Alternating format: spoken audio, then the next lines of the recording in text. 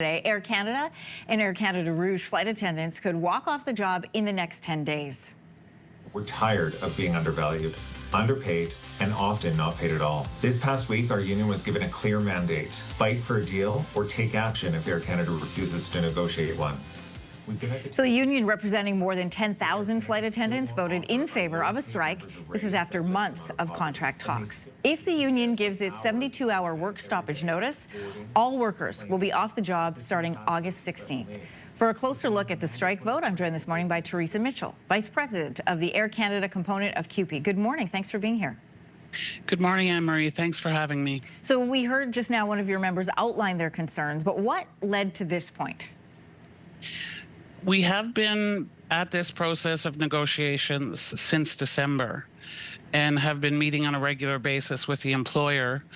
And we were ready and prepared and really willing to roll up our sleeves and get to work. But unfortunately, we had a bit of a bridge. We had to bridge a gap between what we were requesting and what they were willing to provide. And I think that's not an unnatural process as a part of negotiations, but we're very serious about this process. We've waited a long time.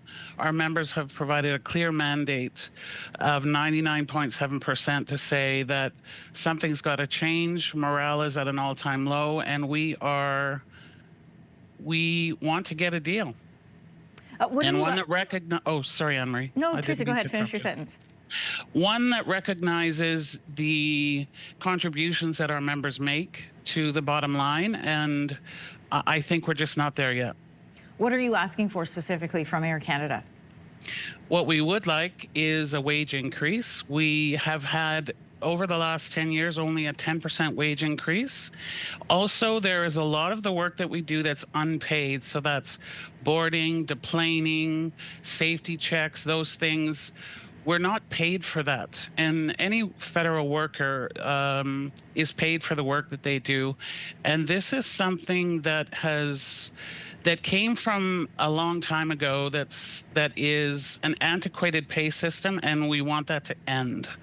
Also, we would like better rest and scheduling protections. When, a lot of our members travel through numerous time zones, do a lot of overseas flying, and we want to ensure that they have proper rest because they need to, and sometimes it'll take. So I'll give you an example. On a crew bus, when you're going from the airport overseas to your hotel, if there's traffic, it could take up to 2 hours. And a lot of times this travel time cuts into the rest that crew members get. So we want to have at least a guarantee that they will be provided with sufficient rest to travel on the flight back. Also, stronger working conditions and improved expense allowances, because expenses also have gone up so much in the last years that it's not enough to sustain them and to provide meals while they're away. Air Canada put out a statement on Tuesday saying, in part, that they remain committed to the bargaining process. They're eager to resume discussions. I want to look ahead that if you are not able to reach an agreement and a work stoppage is put in place, how will flights be impacted? Well, that remains to be seen, but I can tell you this.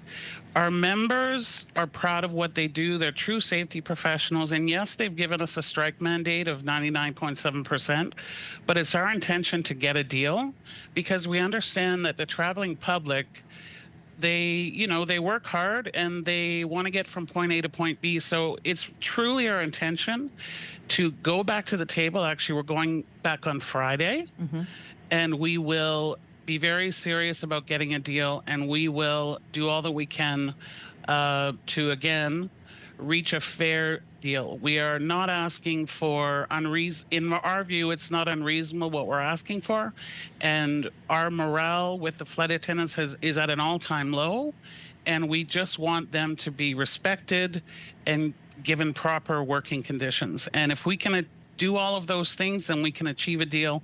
And we would prefer not to take any action. And we're optimistic that we should be able to work through this, but it just may take a little time. Teresa Mitchell, Vice President of the Air Canada component of CUPE. Thanks for your time this morning. Thank you so much for having me. If you like that video, make sure to subscribe to the Your Morning YouTube feed, where you can find all kinds of new content posted every weekday morning.